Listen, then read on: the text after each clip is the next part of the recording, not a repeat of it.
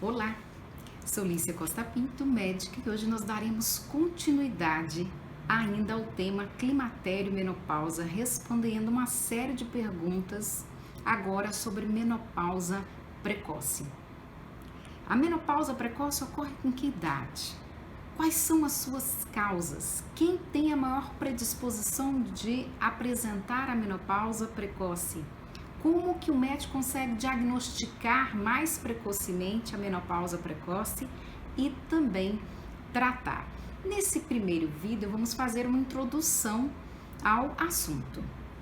Nós já aprendemos nos outros vídeos que a menopausa natural, ela acontece aqui no Brasil entre 48 e 50 anos. A menopausa dita precoce é aquela que ocorre abaixo dos 40 anos ou abaixo de 2 desvios padrões da idade média para a idade esperada para a menopausa. Por que esse número é colocado? Esse é um número estatístico que a gente costuma colocar em medicina para nos mostrar que pode ser um númerozinho a mais ou a menos, até porque a idade da menopausa do Brasil é uma, dos Estados Unidos é outra, da China é outra. Então, por exemplo, nos Estados Unidos, a idade normal da menopausa é em torno dos 51 anos. Mais ou menos 2 desvios padrões, ou seja, mais 2 desvios padrões para cima ou para baixo. Então, fica claro que a menopausa precoce é aquela que ocorre abaixo dos 40 anos. A menopausa tardia é aquela que ocorre acima dos 55 anos. Isso de uma forma resumida, para a gente entender melhor. Mas, enfim, a menopausa precoce tem a sua frequência em 1%, ou seja, de cada 100 mulheres, uma terá a menopausa precoce abaixo dos 40 anos. Há algumas mulheres abaixo dos 30 anos que apresentarão a menopausa precoce, cerca aí de 0,1%. E muito raramente, mulheres abaixo de 20 anos serão acometidas pela menopausa precoce.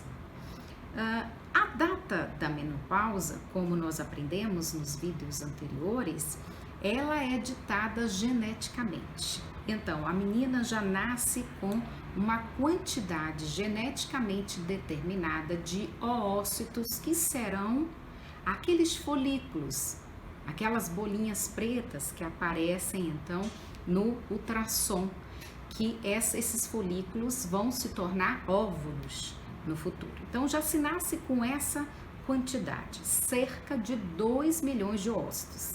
Então você poderia perguntar, mas que número grande? Por que esse número tão grande?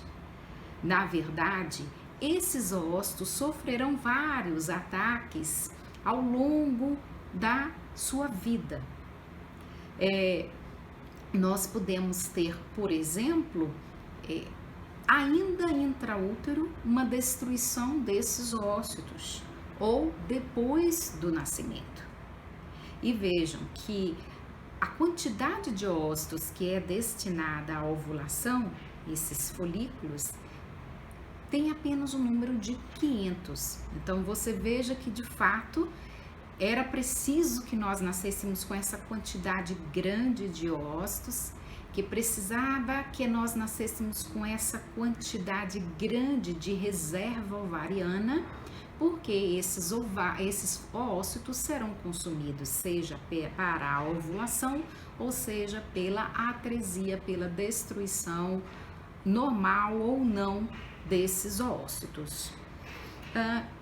O que pode atingir esses ovários? Nós temos várias substâncias, como químio, a radioterapia, as infecções, como a cachumba, a papeira, doenças autoimunes, alterações genéticas, procedimentos cirúrgicos.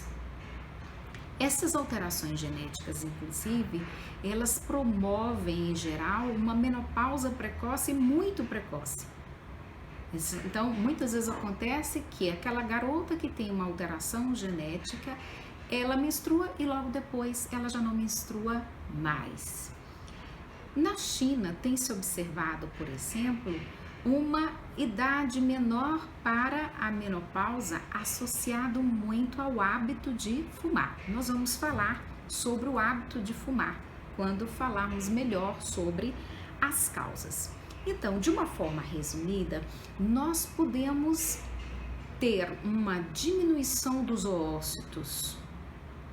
Então, essa quantidade já diminuída, essa reserva, ou nós podemos ter uma aceleração do processo de atresia, de destruição desses oócitos ao longo da vida. Mas quais são as consequências da menopausa precoce? Elas são semelhantes à menopausa natural. Sabemos o quanto que os hormônios são importantes para o equilíbrio da saúde, principalmente do estradiol. O estradiol, ele protege o sistema cardiovascular, o estradiol normal, natural. Protege também o sistema músculo-esquelético. Daí nós podemos, então, inferir que as mulheres que entram na menopausa, elas já então diminuem a sua longevidade excessiva. Existem já várias pesquisas demonstrando isso, excessiva aquela acima de 90 anos. Mas por quê? Porque quando nós perdemos essa proteção natural do estradiol, nós aumentamos o risco de doenças cardiovasculares, nós aumentamos o risco para a osteoporose, assim como para outras doenças.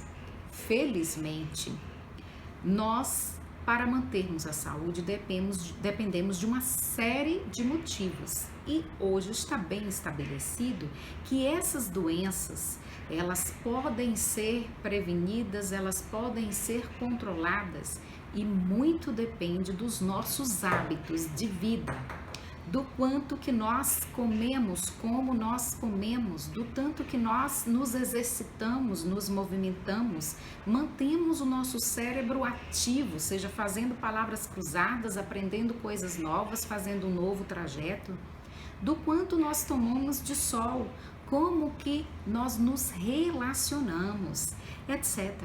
Mas vejam então que isso está em nossas mãos. Alguém poderia dizer assim: olha, fulano não bebe, não fuma e tem várias doenças. Imaginemos se essa pessoa fumasse e bebesse. Fica então a nossa dica para esse início dessa conversa que já está aí relacionada mais uma vez com os nossos hábitos de vida. No próximo vídeo, nós vamos então falar sobre os sintomas, os sinais da menopausa. Nós vamos falar sobre a menopausa abaixo dos 20 anos e também de quais são as dicas para a gente perceber a presença, essa chegada mais precocemente da menopausa e até a relação, que é uma pergunta inclusive frequente, da menopausa com a depressão. Dessa forma, nós vamos ficando por aqui e até o próximo vídeo.